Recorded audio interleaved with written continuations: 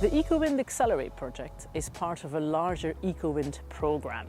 This programme is funded by the Natural Environment Research Council teaming up with the Crown Estate.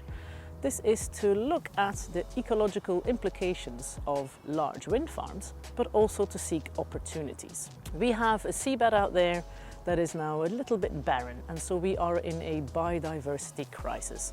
So what our project will help do is identify opportunities to look at how the large wind farms and all other activities offshore can contribute to net gain, to a better biodiversity on our seabeds. Some fantastic work has been done by colleagues at HR Wallingford. They have one of the largest flume laboratories for us to be able to do that, to see how the flow diverts around the monopile.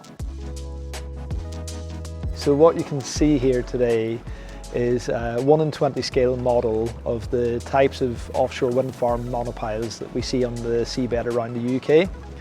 And what we're going to be testing is how increasing the diameter of those monopiles, which we expect whenever we go into the round 4 offshore wind farm arrays, what effect that will have on the flows around the monopiles, how that changes sediment transport, and then ultimately the seabed as a result.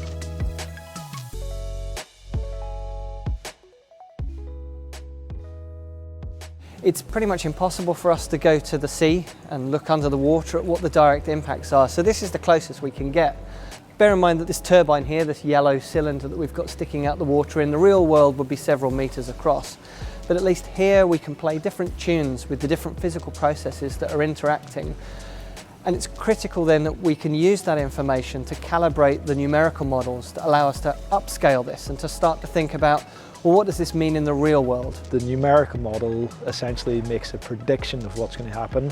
So the results from this work will help us to validate that what the model is predicting is representative of what we see in real life at model scale. And then later on in the project, what we'll do is we'll then apply the numerical model to an offshore wind farm array scale, where instead of having one monopile in a single tank, we have maybe hundreds of monopiles covering the whole of the seabed. The next generation of offshore wind farms are going to be placed in environments where the seabed's not quite mobile enough to get moved. But if you plunk a big object down there, it's very likely that it's going to mobilise a lot of sediment and deposit it and potentially make huge new fields of bed forms like ripples and dunes. And on those things will start to live, and then fish will start living there, and birds will start feeding on the fish. And so what we are thinking is going to happen is that there's a big kind of cascade of effects. The next step in the project involves Bangor University's research vessel, the Prince Madoc.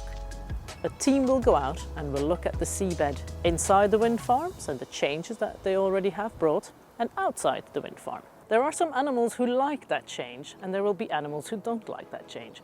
And so we have biologists on board who look at exactly that fine-scale relationship between the benthos, so that's the seabed composition, and how they use it. So will the sand eels like it, for instance, when there's a little bit more gravel on the bed? And then we have seabird specialists, because seabirds, they dive deep to the ocean floor, the seabed, to find little animals like the sand eels. If the sand eels have moved, then they can't find their food. If we understand those fine-scale relationships now, before the wind farms are built, we can actually build in solutions to see that we have biodiversity net gain in the next few decades.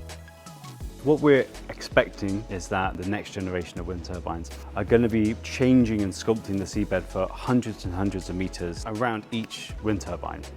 So if we can find a nice little niche where we can make it better and supply a load of renewable green electricity for everyone, it's a double win. I think it's fantastic.